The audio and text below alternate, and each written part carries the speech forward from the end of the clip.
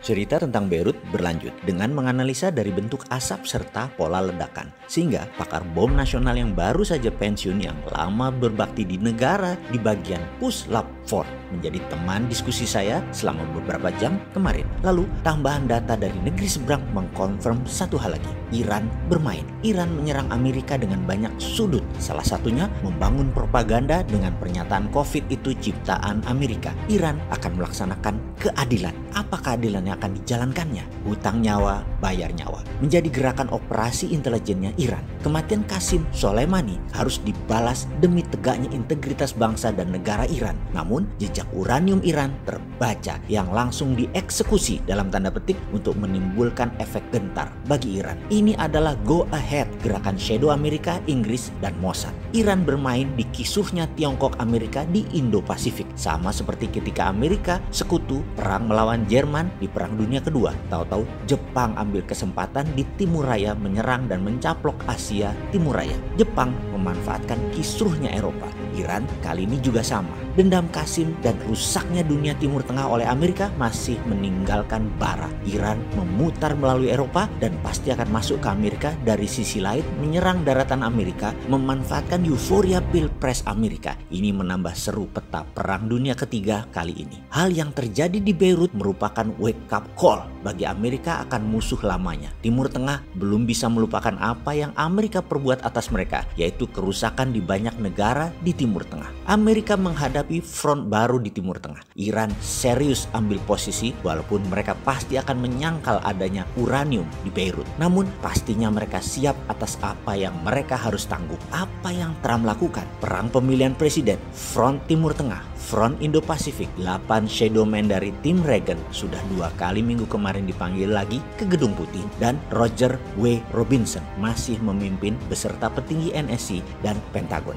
Rapat serius di Gedung Putih. Apapun yang mereka bicarakan detailnya kita tidak tahu, tetapi pastinya untuk American interest. Kita hanya lihat apa tindakan Amerika setelahnya. Yang saya suka kaget-kaget dengan langkah Trump setelahnya adalah kuatnya data intelijen dan kuatnya knowledge orang-orang di lingkar Gedung Putih. Mereka selalu punya strategi perang dengan siapapun lawan negara Amerika. Pasti dihajar semua, termasuk urusan TikTok, sosial media milik pengusaha Tiongkok yang menarget generasi Z yang menjadi trending dunia karena memiliki 1 miliar user aktif yang divaluasi nilainya 750 triliun rupiah atau sepertiga APBN Indonesia. Saat ini Trump menuduhnya sebagai alat mata-mata Tiongkok. Terlihat parnoan itu yang namanya Trump. Namun kalau sahabat semua seorang yang dididik nasionalis, maka apapun yang bersifat globalis adalah nation threat sebelum dikendalikan oleh mereka. Gedung Putih memanggil globalis di bawah saran shadow man. Globalis akan dikendalikan dengan dikasih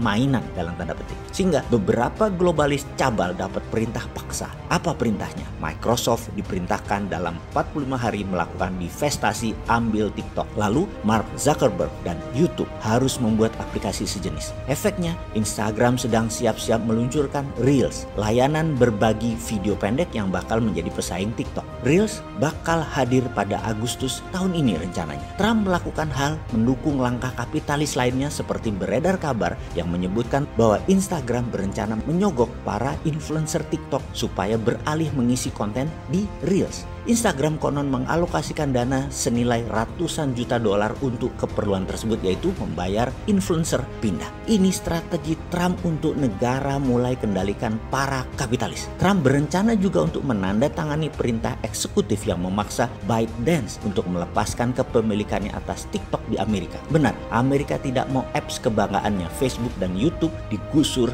apps Tiongkok. Tuduhan bahwa aplikasi video pendek asal Tiongkok itu memata-matai pengguna merujuk pada temuan Apple. Produsen ponsel pintar smartphone Apple menemukan 50 aplikasi yang mengintip papan klips pengguna ketika meluncurkan sistem operasional iOS 14 pada akhir Juni lalu. Salah satu aplikasi yang ketahuan mengintip yaitu TikTok. Namun pengembang TikTok ByteDance berdalih bahwa itu dilakukan untuk mencegah spam. Menteri Luar Negeri Amerika Mike Pompeo mengatakan bahwa pemerintah Amerika mempertimbangkan untuk memblokir aplikasi media sosial asal Tiongkok termasuk TikTok. India sudah lebih dulu menerapkan kebijakan ini. Namun, penasihat ekonomi Gedung Putih, Larry Kudlow, punya pandangan lain. TikTok lebih baik keluar dari negeri panda karena pasar terbesar TikTok di luar Tiongkok. Langkah TikTok untuk meninggalkan Beijing, ByteDance Technology Company, akan menjadi opsi yang lebih baik ketimbang diblokir, sehingga peluang divestasi menjadi terbuka. Itu strategi negara kompak dengan pengusaha. Ini yang saya katakan, saya sering terheran-heran dengan langkah Trump yang membuktikan dirinya nasionalis. TikTok sebentar lagi bisa jadi milik Amerika dengan alasan landasan berpikir nation